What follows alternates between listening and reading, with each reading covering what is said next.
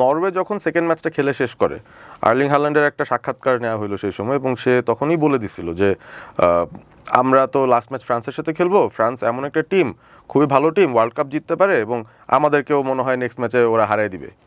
ও নিজ মুখে এটা বলে ফেলছে, মানে এমন না যে নরওয়ে হচ্ছে খুব বেশি আমরা জিতবো, আমরা দেখাই দিব, ওরকম কোনো ইন্টেনশন নাই। সো ভেরি ক্যালকুলেটিভ আমার কাছে ব্যাপারটা মনে হয়েছে, যে তারা কি অপোনেন্ট পাবে আগে থেকে জানে, যদি হেরে যায় তাহলে সেকেন্ড হইলে কি পড়বে, আইভরি কোস্ট পড়বে যারা ওই গ্রুপের সেকেন্ড টিম। সো এই ইকুয়েশনগুলো চিন্তা ভাবনা করে মোস্ট লাইকলি তারা একটা সিদ্ধান্তে গিয়েছিল যে আমরা একে তো রেস্ট দিব, তার মধ্যে হচ্ছে আমরা অপোনেন্টটাও চুজ করার যে জায়গাটা ওখানেও আমরা একটা অ্যাডভান্টেজ রাখতে চাই। প্রবাবলি তারা সুইডেনকে ফেস করতে চায় নাই, বাট এখানেও আমি বলবো যে সুইডেন এর তুলনায় আইভরি কোস্ট সহজ প্রতিপক্ষ, এটা আমি অবশ্য পার্সোনালি মানতে রাজি না।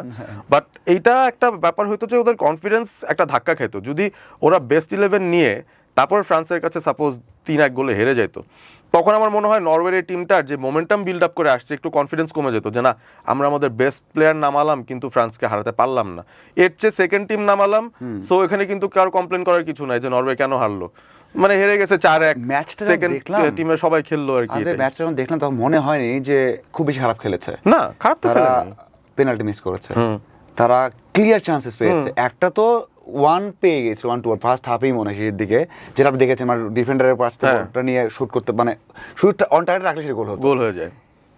ওই সময় একটা গোল পেয়ে যেত খুব ন্যারো হতো, কিন্তু 2-3 বা 3-4। সো এই টিম যদি এই ফাইট করতে পারে তাহলে তো আত্মবিশ্বাসটা বাড়বে। হালান্ড তো বিস্ট, মানে he can do anything everything. So আমার মনে হয় যে ওদেরও ম্যাচটা ইম্পর্টেন্ট হবে এবং ইন্টারেস্টিং হবে।